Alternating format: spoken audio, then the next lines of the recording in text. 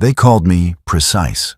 For 13 years, I had served as Vox Analyst, 2nd grade, assigned to Battlefleet Obscurus, processing combat telemetry from Astartes operations against Xenos incursions. I cataloged kill counts, verified tactical victories, maintained the chronological record that proved the Emperor's angels were invincible. My supervisor said my faith made my work flawless. She was right. I never questioned the data. I never questioned anything. My name is Harrick Venn, and I want you to understand. I believed in our righteousness before I learned what righteousness costs. The Nicodemus Reach engagement began like 40 others I had processed. A Tyranid splinter fleet, designation Hive Fleet Maledictus, had breached the outer cordon, 17 bioships, moderate synapse density, standard predation pattern. Battlefleet Command designated it a manageable threat. They called in the Carcharodon's Astra. They called in Tyberos, the Red Wake. The Vox logs recorded ritualized reverence when his name was transmitted. Strike cruisers translated in system with precise coordination. I processed the engagement protocols in my station aboard the Righteous Clarity, a lunar-class cruiser maintaining rear echelon observation position. My duty was simple. Record everything. Compile tactical summary. File report. Standard procedure. I had done this 47 times before. The archive chamber where I worked was maintained at exactly 12 degrees Celsius, cold enough that my breath misted when I spoke the litany of accuracy before each shift, cold enough to preserve data crystals and parchment logs that documented centuries of Imperial victories. The walls were gray adamantium, the lighting strips flickered at irregular intervals, and the air recyclers hummed with a rhythm I knew so well I no longer heard it. My workstation consisted of 4 cogitator screens arranged in a semicircle, 7 input devices, and a blessed data quill for manual notation when machine spirits proved recalcitrant. I wore the gray uniform of Battlefleet Administration, rank insignia polished weekly, every button regulation correct.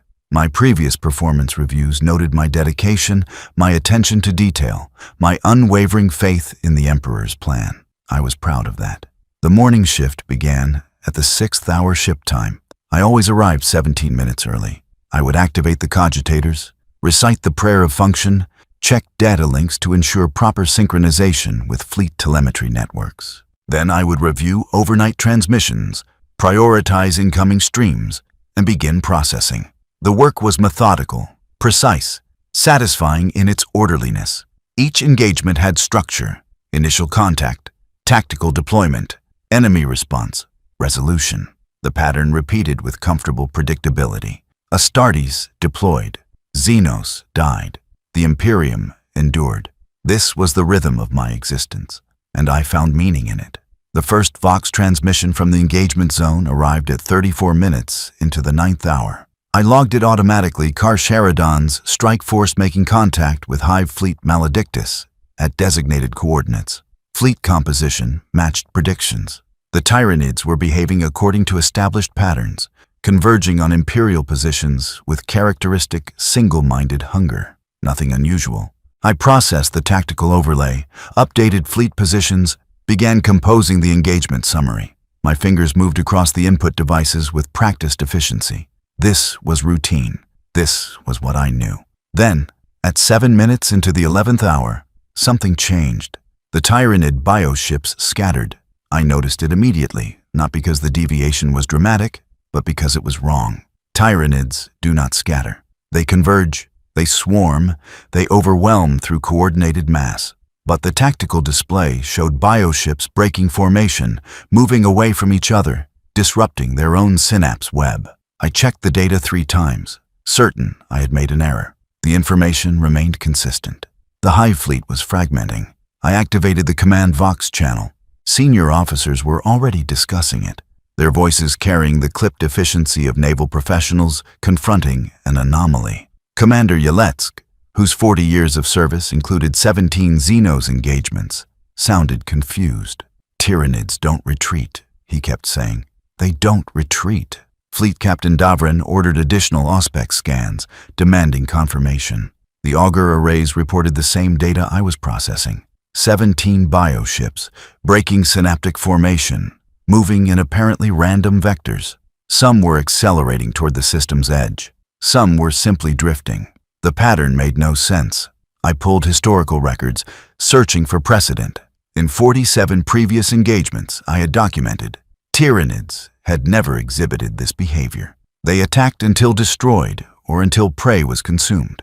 They did not flee. They did not scatter. The Xenos were many things horrifying, inexorable, alien beyond comprehension, but they were predictable. Their hunger gave them terrible simplicity. Yet here they were, breaking the pattern, and I could not explain why. At 23 minutes into the 11th hour, the Auspex detected something new. A massive signature appeared at the edge of the sensor range, moving with deliberate intention toward the engagement zone.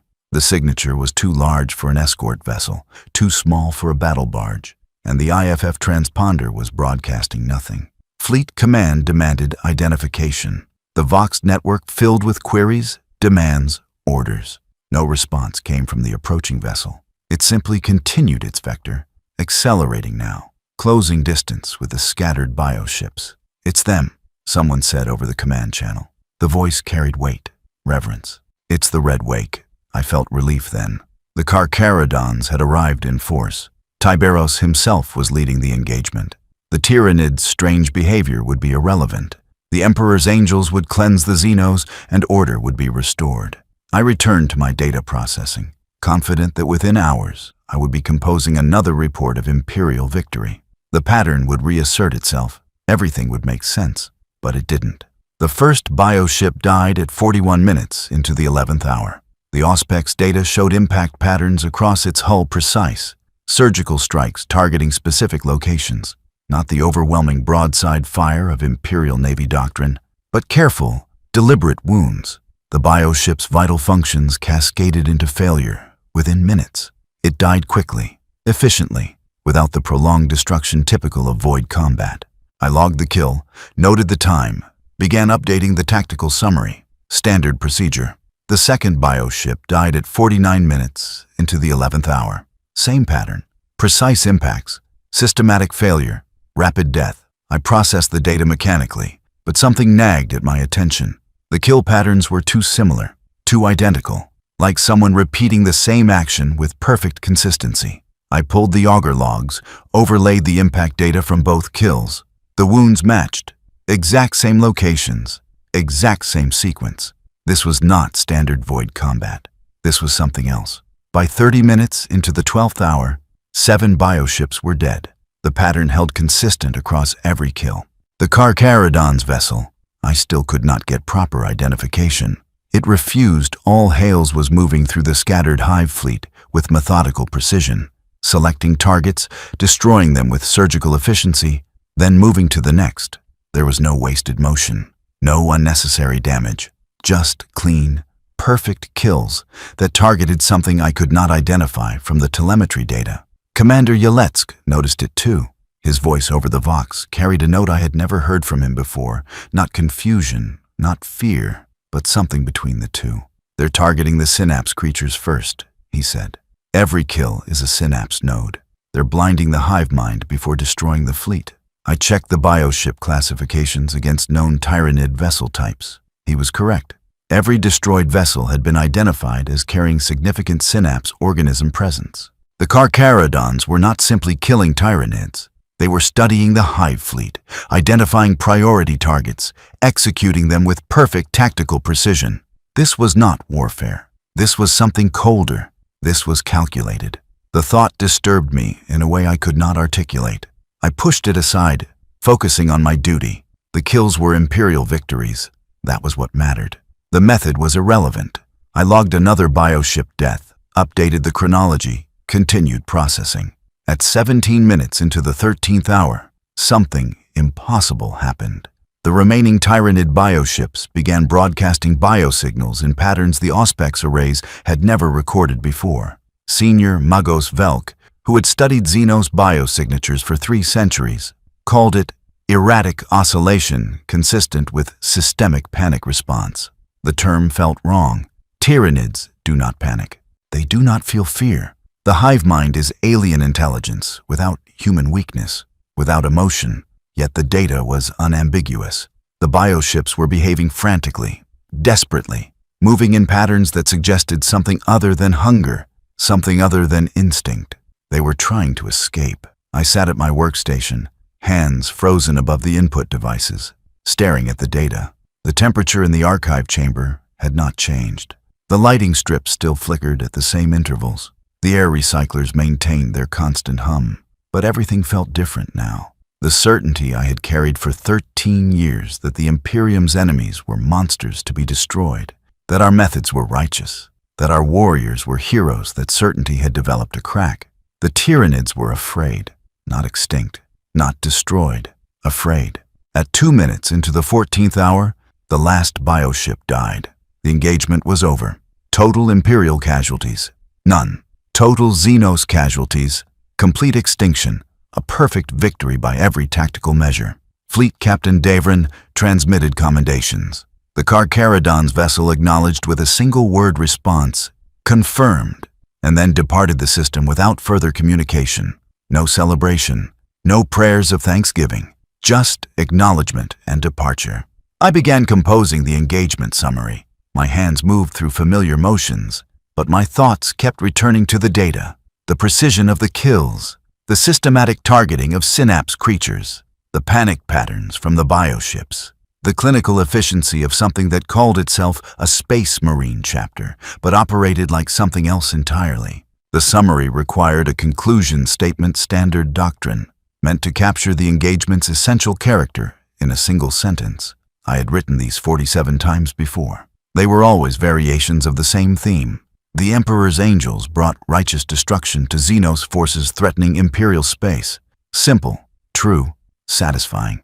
I wrote, Carcharodon's Astra eliminated Hive Fleet Maledictus with complete tactical efficiency and 0 Imperial casualties.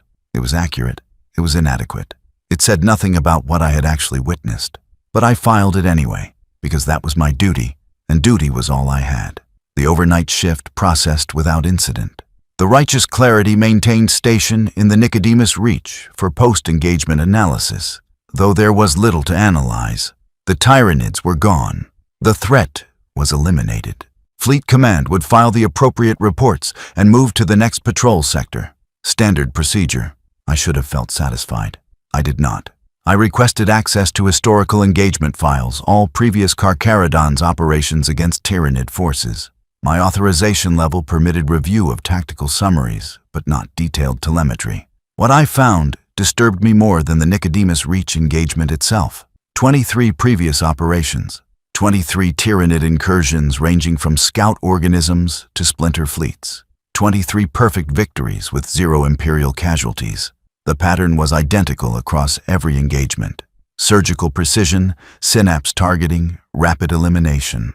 But what struck me was the language in the reports. Every summary used clinical, detached terminology. Eliminated, neutralized, processed, never destroyed or cleansed, the way reports from other chapters described their victories.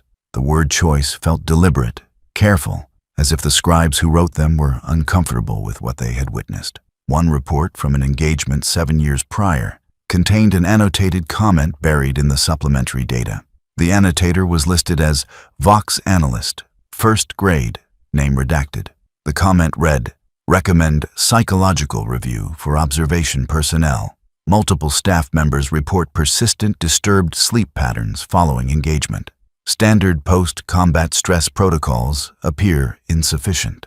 I sat in the archive chamber, surrounded by centuries of Imperial victories, and wondered what those observation personnel had seen that required psychological review. What had disturbed them enough to note it officially? What had they witnessed that I had not? The thought kept me awake through the sleep cycle. I lay in my bunk, staring at the gray metal ceiling, listening to the ship's ambient sounds, and replayed the engagement data in my mind. The precision, the efficiency, the fear patterns from the Tyranids. Something about it felt wrong in a way I could not articulate. Not wrong like heresy or corruption.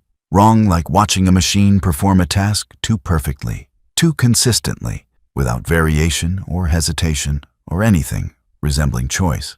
The next morning I returned to my workstation 17 minutes early, as always. I activated the cogitators, recited the prayer of function, checked data links. Everything was normal. Everything was routine. but I found myself pulling the Nicodemus Reach engagement data again, reviewing it for the fourth time, searching for something I could not name. At 47 minutes into the 8th hour, a priority transmission arrived from Battlefleet Command. All observation personnel who had processed Carcharodon's engagement data were to attend a mandatory briefing at the 10th hour. Location: Briefing Chamber 7. Restricted access. Attendance required. No exceptions. I had never received such a summons before. Briefings were typically voluntary affairs, tactical reviews conducted by senior officers for continuing education purposes. Mandatory attendance was reserved for emergencies or disciplinary matters. I checked the transmission authentication codes 3 times. They were legitimate. Briefing Chamber 7 was located 3 decks above the archive section, in a corridor I had never visited. The chamber itself was small seating for perhaps 20 personnel. A single hololithic display at the front, walls bare except for the Imperial Aquila embossed above the entrance. 12 of us attended. I recognized 3 other Vox analysts from different shifts, 2 senior cogitator technicians, 4 auger array operators, and 3 personnel whose functions I could not immediately identify. We sat in uncomfortable silence, waiting. At precisely the 10th hour, Commander Yeletsk entered, accompanied by a woman I did not recognize. She wore the black uniform of the Departamento Munitorum with silver insignia, indicating attachment to the Ordo Xenos. Her face was pale, severe, with augmetic replacements where her left eye and ears should have been. She moved with mechanical precision, took position before the hololithic display, and regarded us with an expression I could only describe as exhausted. "I am Interrogator Vex," she said. Her voice was flat, affectless, drained of everything except procedure. "I am here to conduct standard information security protocols following Astartes operations. What you witnessed during the Nicodemus Reach engagement is classified under the seal of 7 locks. You will not discuss it with anyone outside this room. You will not include certain details in your official reports. You will comply with data sanitization directives. This is not optional." One of the auger operators, a young man perhaps 5 years into his service, raised his hand hesitantly. "Interrogator, I don't understand. It was a successful engagement. Why would we sanitize?" "Because," Vex interrupted, "some victories are better celebrated quietly." The hololithic display activated, showing engagement footage from angles I had not seen in my telemetry data. External sensor recordings from observation positions throughout the fleet. What I saw made my breath catch. The Carcharodon's vessel was not a ship, not in any sense that made structural sense. It was massive, irregular, covered in what appeared to be ablative armor, scarred by centuries of void combat. But the architecture was wrong. Too many protrusions, too many irregular angles. It looked less like something built and more like something that had grown, evolved, adapted through endless conflict. The hull markings were minimal, a single white and gray icon, a shark's mouth filled with too many teeth. The footage showed the vessel approaching the first bioship, not with broadside salvos or lance strikes, but with boarding torpedoes, dozens of them, fired with mechanical precision, impacting the bioship's hull at specific penetration points. Then, moments later, the bioship began dying, not exploding, not rupturing from internal damage, just dying, its biosignals fading systematically, as if something inside was cutting through vital functions with perfect knowledge of Tyranid physiology. "The Carcharodons," Vex said, "do not fight Tyranids the way other chapters do. They board them, they study them, they learn their structures, their weaknesses, their patterns, and then they kill them with a precision that comes from understanding their enemy better than the enemy understands itself." The hololithic display shifted to show another angle, the boarding torpedoes retracting, pulling back to the Carcharodon's vessel. External sensors caught glimpses of what emerged from the torpedo's payloads, shapes in gray armor, moving with fluid coordination. But the image quality was poor, deliberately degraded, and I could not see details. "What you witnessed," Vex continued, "was not warfare in the traditional sense. The Carcharodons do not destroy Tyranids out of hatred or righteousness or holy duty. They hunt them, they study them, they refine their methods through experimentation. What looks like efficiency to you is actually accumulated knowledge from centuries of systematic predation." One of the cogitator technicians spoke up, his voice uncertain. "But that's good, isn't it? Understanding the enemy makes us more effective. The Emperor provides many weapons, and knowledge is one of them. Vex's augmetic eye focused on him with disturbing intensity. Knowledge, she said slowly, can become an end rather than a means. The question you must ask yourself is not whether the method works, but what happens to those who practice it long enough. The hololithic display shifted again, showing biosignal analysis from the final minutes of the engagement. The panic patterns I had noted in the Tyranid bioships were magnified, enhanced, displayed in horrifying clarity. The hive mind was not simply responding to threat. It was responding to something it recognized, something it had encountered before, something it had learned to fear. The Tyranids, Vex said, have genetic memory. They adapt to threats through evolutionary response. But adaptation requires time to analyze, time to mutate, time to evolve countermeasures. The Carcharodons hunt faster than the hive mind can adapt. They are always one step ahead, always anticipating the next mutation, always refining their methods. The Tyranids are not just being killed. They are being outpredated by something that hunts better than they do. She paused, letting the words settle. The chamber was utterly silent except for the ambient ship sounds. My hands were cold despite the chamber's temperature being regulation standard. There is a term, Vex continued, used in classified Ordo-Xenos documentation. Apex predation. It describes what happens when a species develops hunting behaviors so refined that they transcend survival and become something else. Purpose, identity, existence itself defined by the act of killing. The Carcharodons Astra do not merely fight Tyranids. They have become the answer to Tyranids. And that answer is terrifying in its perfection. The hololithic display deactivated. Vex regarded us with that same exhausted expression, and I realized she had given this briefing before, many times, to many observation personnel across many engagements. Your reports, she said, will omit boarding operations, biosignal analysis, and panic pattern data. You will describe the engagement as standard void combat with superior Imperial tactics leading to enemy elimination. You will not speculate about Carcharodon's methodology. You will not discuss what made this engagement unusual. These are not suggestions. They are orders under seal of 7 locks. Compliance is mandatory. Violation carries extreme sanction. Extreme sanction. Execution. She was threatening execution for discussing accurate combat data. The realization hit me like cold water, and suddenly I understood why that anonymous Vox analyst had noted psychological stress in their report. They had seen this. They had been told to forget it, and they had tried and failed and needed help. Why? I asked. The word came out before I could stop it. Everyone turned to look at me. Vex's augmetic eye focused with mechanical precision. Why what? She asked. Why sanitize the reports? The words tumbled out now, too fast to control. It's effective. It works. It protects Imperial space. Why hide it? Vex was silent for long seconds. When she spoke, her voice had changed, still flat, still mechanical, but with something underneath. Weariness, age, weight. Because, she said, some weapons are so effective that they make people ask questions. Questions about what we are willing to become to survive. Questions about whether survival at any cost is still worth calling survival. The Carcharodons are one of those weapons. And the Imperium has decided that humanity sleeps better not knowing exactly what hunts on their behalf. She turned toward the exit, then paused. You will return to your duties. You will process future engagements according to standard protocols. You will not pursue this matter further. Dismissed. We filed out in silence. No one made eye contact. No one spoke. We returned to our stations like servitors returning to charging alcoves, mechanical and obedient.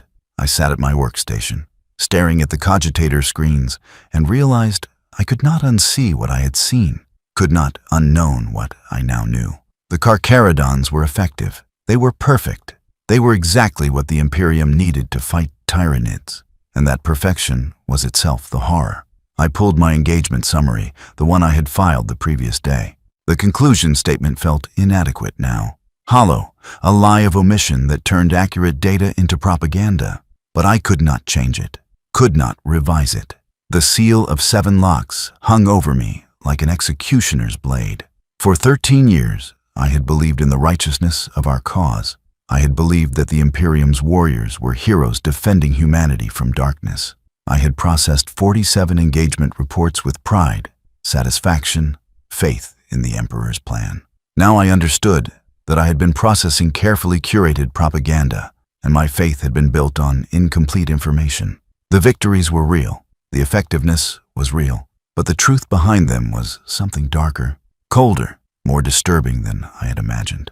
We were defended by weapons that frightened even the galaxy's perfect predators. We survived because we had become monstrous faster than our enemies, and I was complicit, not just now, but for 13 years.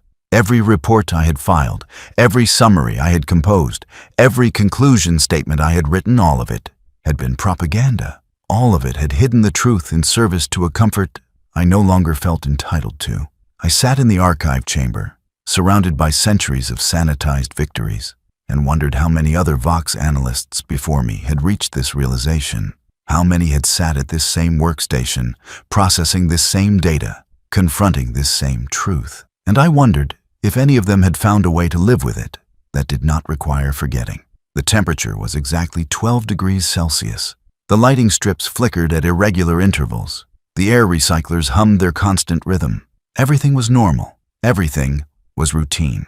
Everything was a lie. But I continued working because duty was all I had left. And without duty, there was only the terrible clarity of comprehension.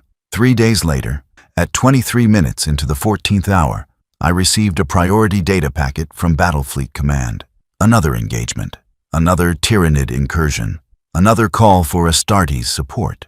I opened the file mechanically, began processing the initial telemetry, prepared for standard documentation procedures. Then I saw the chapter designation, Carcharodon's Astra. My hand stopped moving. The data packet included preliminary intelligence on the Tyranid force, a smaller splinter fleet. Only 9 bioships, but with unusual composition. Higher than normal synapse organism density. Adaptive mutations suggesting recent evolutionary pressure. The report noted that this splinter had escaped previous Imperial engagements by demonstrating unexpected tactical flexibility. I knew what would happen. I had seen it before. The Carcharodons would arrive. The Tyranids would scatter. The hunt would begin, and I would watch it happen again, process the data again, file another sanitized report again. The cycle would continue, and I would be complicit, and there was nothing I could do about it because questioning orders meant extreme sanction. But something in me had broken during that briefing in Chamber 7. Some certainty that had held my worldview together had cracked, and now everything felt wrong. Not corrupted, not heretical. Just wrong in a way that made me question whether righteousness could exist in a galaxy that required monsters to defend it. I pulled restricted files again, using my authorization access to search for patterns.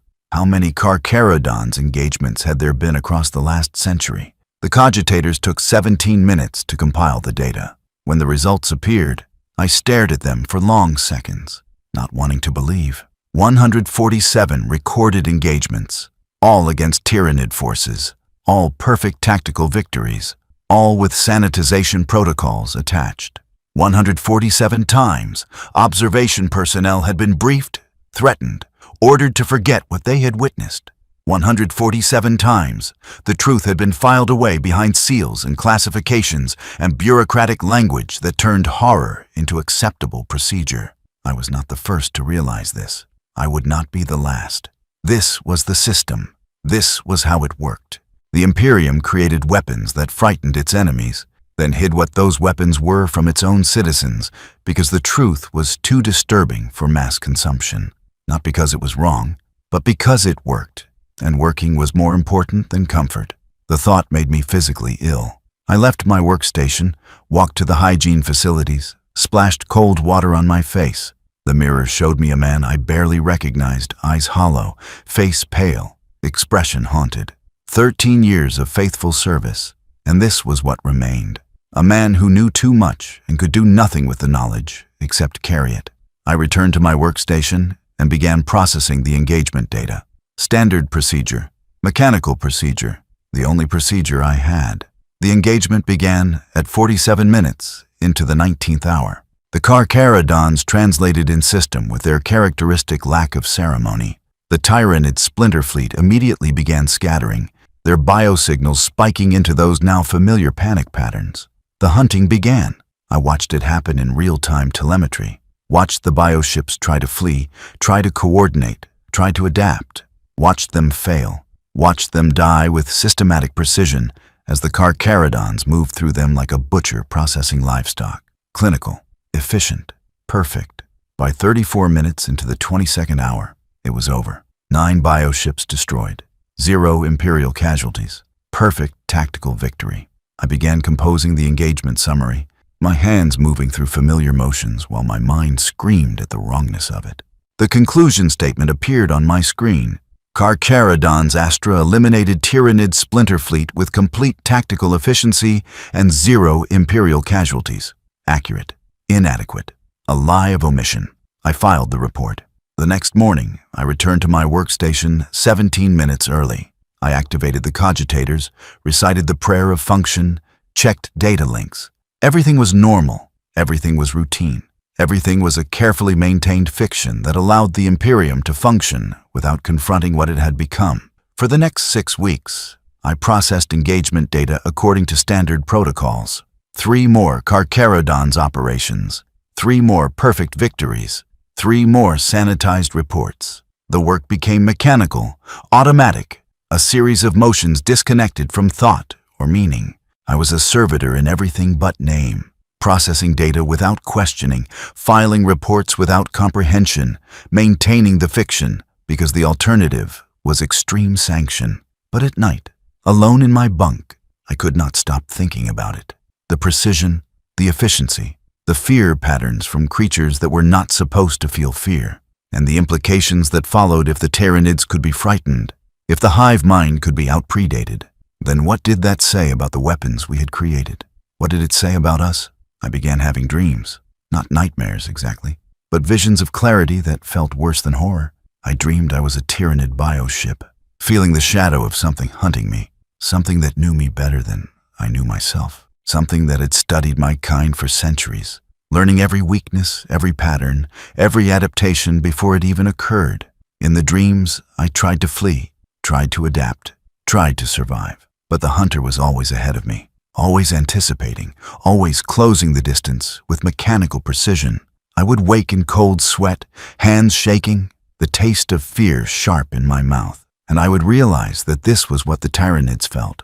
This was the terror we had created to defend humanity. We had built something so perfect at predation that it made the galaxy's ultimate predators feel prey fear. The thought should have been satisfying.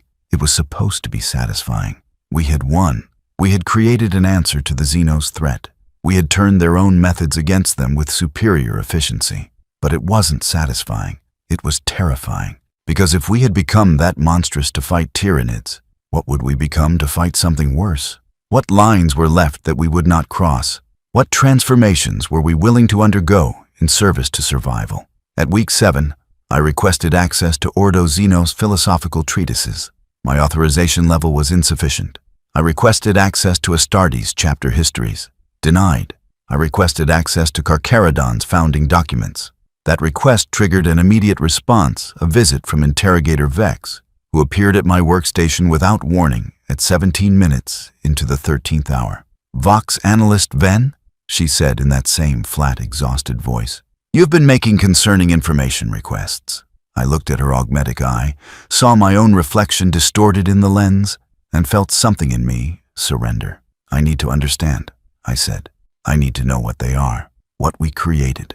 Vex was silent for long seconds. Then she pulled a data slate from her uniform, set it on my workstation, and activated it. The screen showed a single document, old, heavily redacted, but with enough readable text to convey its message.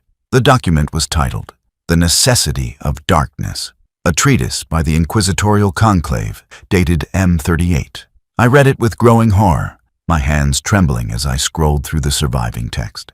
The treatise argued that humanity's survival required not just violence against external threats, but violence against itself, that populations allowed to live without fear would drift toward independence, complacency, weakness, that regular demonstration of imperial power, even power that seemed excessive, reinforced obedience and unity, that the Imperium needed weapons so terrible that even loyal citizens would fear them.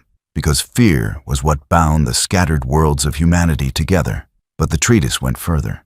It argued that these weapons, these chapters, these warriors, these hunters needed to exist outside normal morality, that they needed to be given license to become monstrous in ways that regular military forces could not, because fighting monsters required becoming something worse than monsters, not out of corruption, not out of evil, but out of terrible, calculated necessity. The Carcharodons were not an aberration.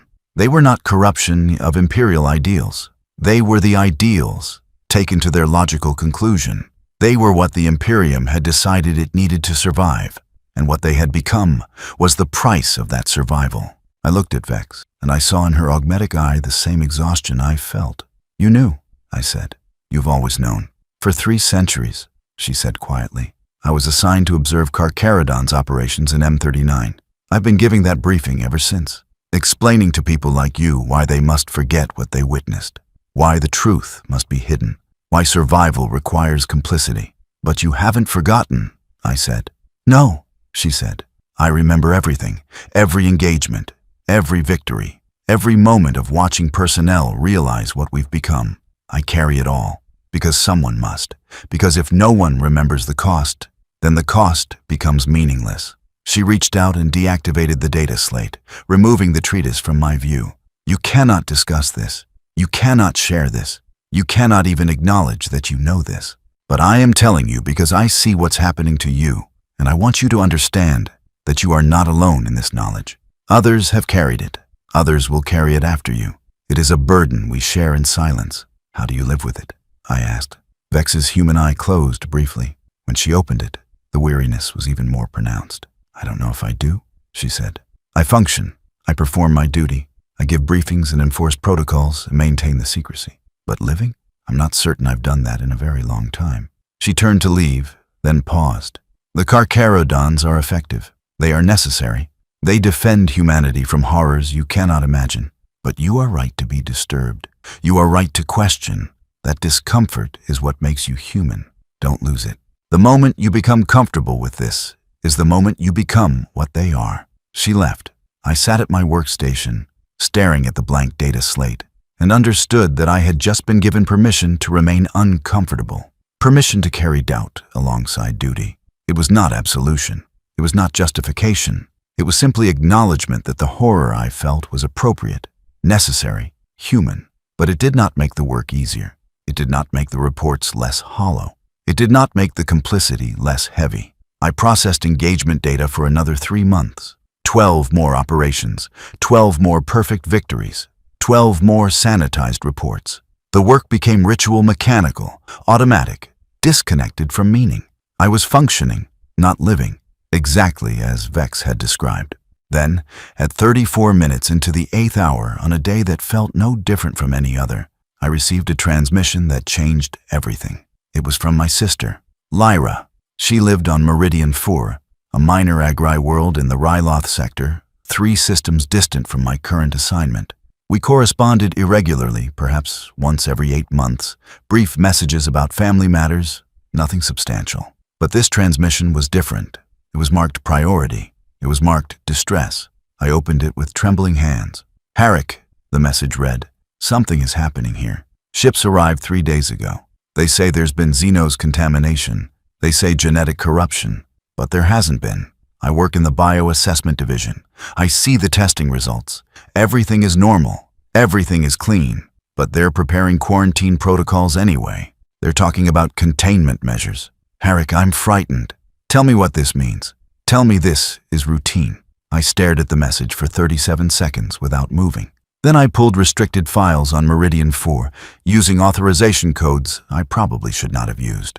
The data took minutes to compile. When it appeared, I felt something cold settle into my stomach. Meridian Darfur, population 17 million, primary export, agricultural products, standard imperial tithe compliance. Recent assessment, no Xenos contact, no heretical activity, no unusual mutations. Genetic screening results from 3 months prior, all within acceptable parameters. But attached to the file was a preliminary action order, dated 4 days earlier. Subject, preemptive containment protocols for Meridian 4. Authority, Ordo Xenos, Departamento Munitorum Joint Oversight. Justification: prophylactic purge to prevent potential Tyranid genetic corruption in high-value food production zones. Potential corruption, not actual corruption. Potential. I read the order 3 times, certain I had misunderstood, but the language was clear. Meridian IV was being subjected to purge protocols not because contamination had been found, but because contamination might occur in the future. The world produced food that fed 17 other systems. Losing it to Tyranid corruption would create cascading supply failures. Therefore, the Ordo Xenos had determined that the risk justified preemptive action. They were going to kill 17 million people to prevent a contamination event that had not happened and might never happen. My sister was going to die for a statistical probability. I contacted Fleet Command immediately, requested emergency communication protocols to reach the Ordo Xenos attaché handling Meridian IV operations. The request was denied. I requested information on appeal procedures. That request triggered an automated response directing me to submit formal inquiry through appropriate channels. Estimated processing time, 4 to 6 weeks. Lyra did not have 6 weeks. I pulled every file I could access on planetary purge protocols, searching for precedent, for exceptions, for anything that might indicate mercy was possible. What I found instead was a pattern that made my vision blur with rage. 43 worlds in the last century. 43 preemptive purges ordered by Ordo Xenos on suspicion of potential Tyranid corruption. Of those 43, post-action analysis confirmed actual contamination in 19 cases. 24 worlds and their populations had been destroyed prophylactically, without evidence of actual Xenos presence. 24 worlds, billions of souls, killed not because they were corrupted, but because they might become corrupted. Killed because it was administratively simpler than monitoring them. Killed because fear of Tyranid infiltration justified any level of preemptive violence. The files included strategic analysis documents explaining the rationale. The language was clinical, detached, identical to the language in The Necessity of Darkness. The Imperium could not risk Tyranid genetic infiltration of food supplies. The consequences of contamination reaching core Imperial worlds would be catastrophic. Therefore, suspected worlds must be purged immediately and completely. The loss of billions was acceptable to prevent the potential loss of trillions. The logic was sound. The math was correct. The horror was absolute. I sat at my workstation, hands shaking, bile rising in my throat. This was not corruption. This was not incompetence. This was policy. This was the Imperium functioning exactly as designed, trading individual lives for statistical survival, sacrificing the few to theoretically protect the many, choosing certainty over mercy because mercy did not scale. My sister was going to die because someone had decided her life was an acceptable loss. I sent another message to Lyra, trying to keep my voice steady, trying not to reveal what I knew. Stay inside. Follow all instructions. I'm trying to get information. Don't panic. I'll find a way to help. The words felt hollow as I transmitted them. There was no way to help. The machinery had been set in motion, and I was just a Vox analyst with no authority, no influence, no ability to stop what was coming. For the next 48 hours, I barely slept. I processed my assigned data mechanically while simultaneously searching every file I could access for anything that might help Meridian fear. I found nothing. The purge protocols were already authorized. The enforcement vessels were already in system. My sister's world was already dead. It simply had not stopped moving yet. On the 3rd day, at 23 minutes into the 11th hour, I received a final transmission from Lyra. The message was short, text only, transmitted from a public Vox station because personal communications were being restricted. They're starting, it read. Quarantine zones are being purged district by district. I can see the smoke from my HAB unit. Herrick, they're killing people who tested negative. They're killing everyone. Tell someone, please, tell someone this is wrong. The transmission cut off mid-sentence. I tried to respond. The connection was dead. I tried again. System error. I contacted Fleet Command, demanded information on Meridian IV status. They told me the world was under Ordo Xenos jurisdiction and beyond my clearance level. I demanded to speak with Interrogator Vex. I was told she was unavailable and to cease unauthorized inquiries. I sat at my workstation, staring at Lyra's final message, and something inside me shattered, not broke, shattered. The last remnant of faith I had carried, the last hope that the Imperium's cruelty was accidental rather than intentional, the last belief that duty mattered more than truth, all of it disintegrated like ash. My sister was dead, or dying, or would be dead within hours, and I could do nothing except process data and file reports and maintain the fiction that this was righteous, necessary, justified. I pulled the engagement summary I had filed weeks earlier. Carcharodon's Astra eliminated Tyranid splinter fleet with complete tactical efficiency and 0 Imperial casualties. Accurate, inadequate, a lie that protected comfortable ignorance. I pulled my sister's genetic screening results from 3 months prior. Clean, uncontaminated, normal within all acceptable parameters. The results that would be ignored, deleted, erased from official record because they contradicted the narrative that justified her death. I understood then what Interrogator Vex had tried to tell me. The discomfort was appropriate. The horror was necessary. But carrying it did not change anything, did not save anyone, did not alter the machinery. It simply made you aware of your complicity while providing no means to stop it. The Imperium did not need my faith. It did not need my approval. It needed my obedience. And it had that regardless of what I believed. My doubt changed nothing. My comprehension changed nothing. My sister would die whether I processed her world's death correctly or not. At 42 minutes into the 17th hour, official notification arrived. Meridian 4 had been subjected to exterminatus protocols. 17 million souls. Atmospheric saturation with viral compounds. Complete biological sterilization. The world would be resettled in approximately 2 centuries after the toxins degraded sufficiently. Justification. Prophylactic elimination of potential Xenos genetic corruption. Authorization. Ordo Xenos. Departamento Munitorum. My sister's name was not mentioned. She was not a person in the official record. She was a statistical casualty, one of 17 million, a number in a report that would be filed and forgotten. I logged the information mechanically. I processed the data. I updated fleet records. I performed my duty exactly as required, because stopping would not bring her back, and refusing orders would only add my death to hers.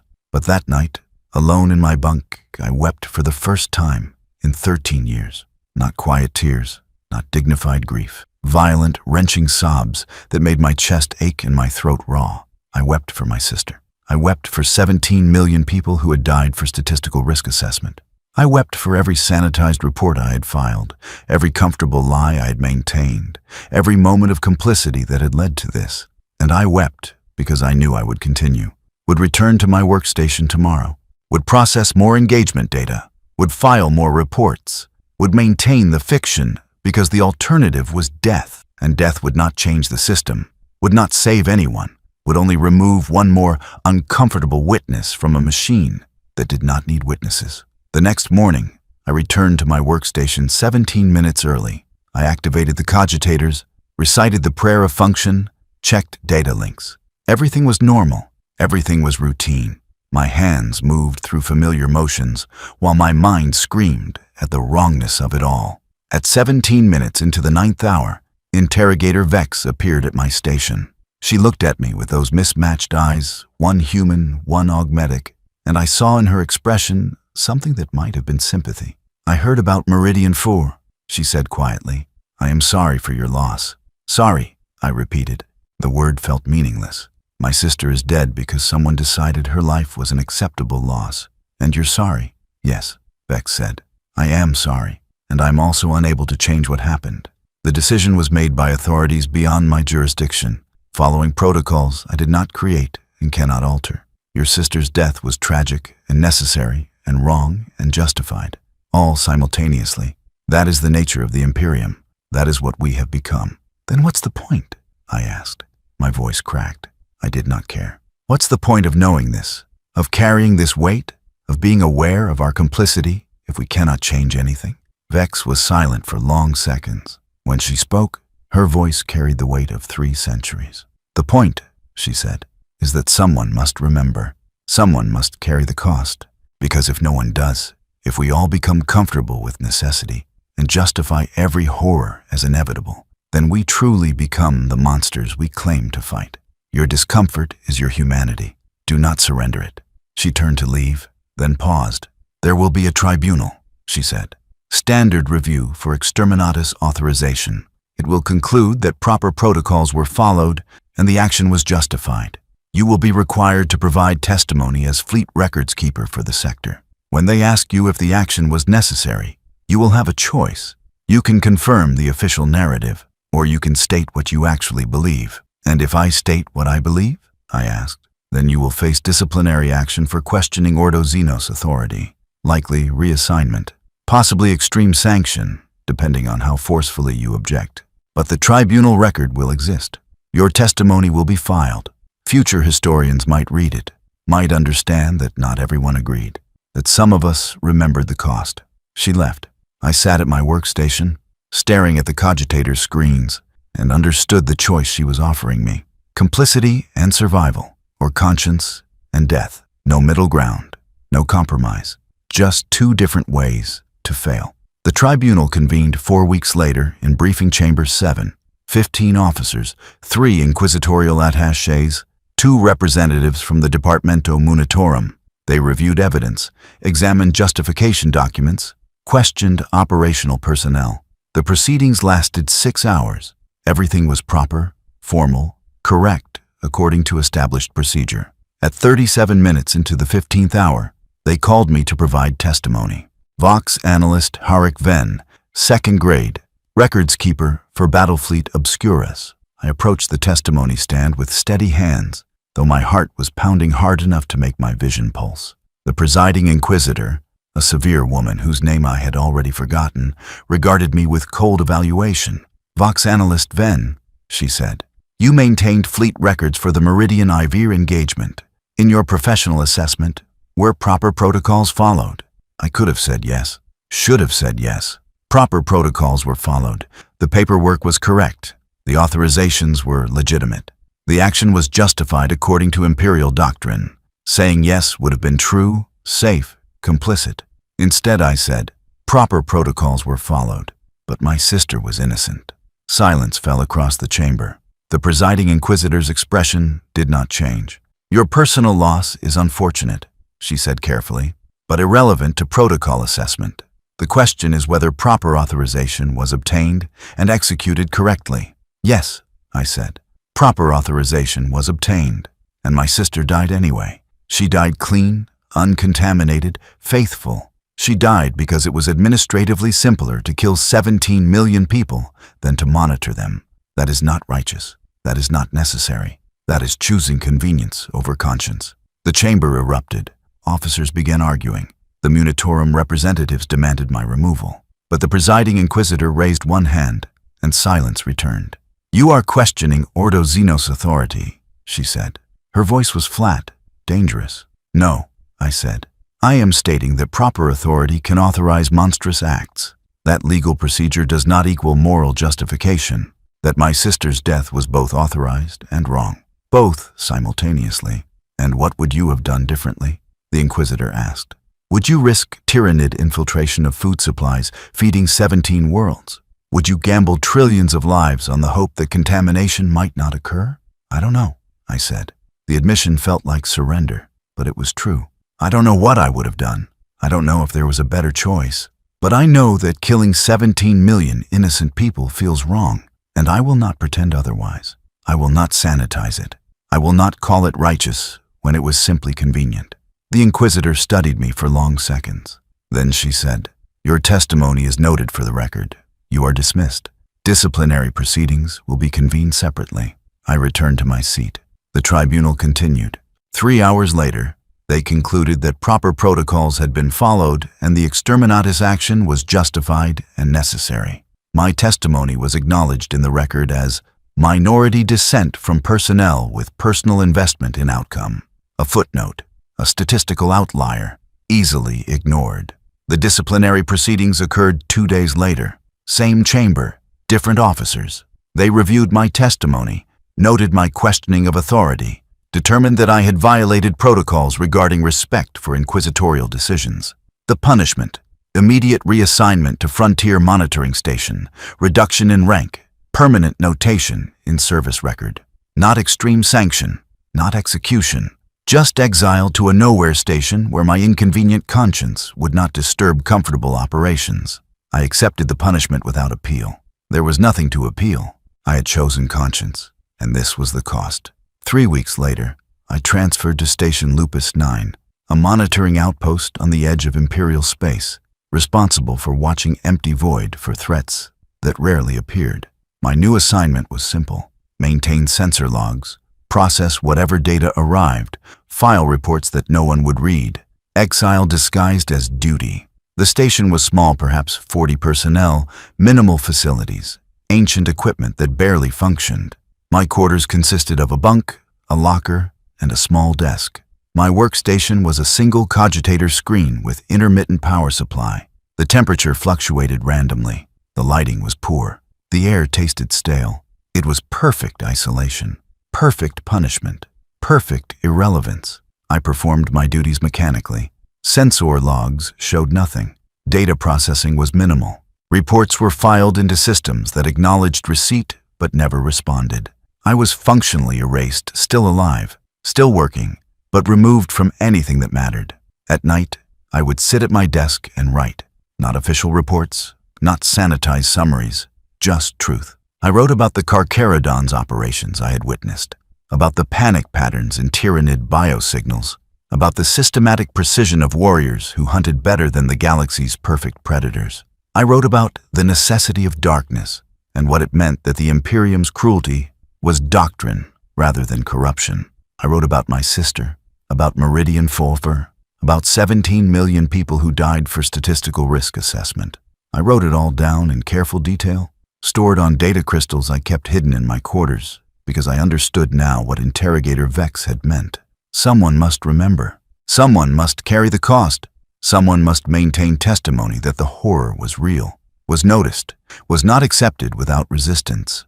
I did not know if anyone would ever read my testimony, did not know if it would matter. But I wrote it anyway, because not writing felt like final surrender, felt like admitting that comfort was more important than truth, that complicity was inevitable, that nothing mattered except survival. And I could not accept that, could not become that, could not surrender the last remnant of humanity I had left.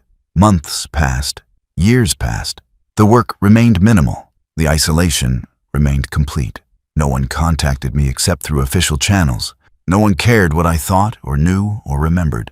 I was erased from everything that mattered, kept alive only because executing me would require paperwork. But I continued writing, continued recording, continued maintaining testimony. I am 5 years into my exile now. The data crystals containing my testimony fill a locked box under my bunk. Tens of thousands of words, documenting Imperial operations, tactical summaries, philosophical frameworks, personal losses, evidence of what we are, what we have become, what we were willing to do to survive. I do not know if this testimony will ever reach anyone, do not know if it matters, but I write it anyway, because the alternative is forgetting, and forgetting is what the Imperium requires. Forgetting is how comfortable lies persist.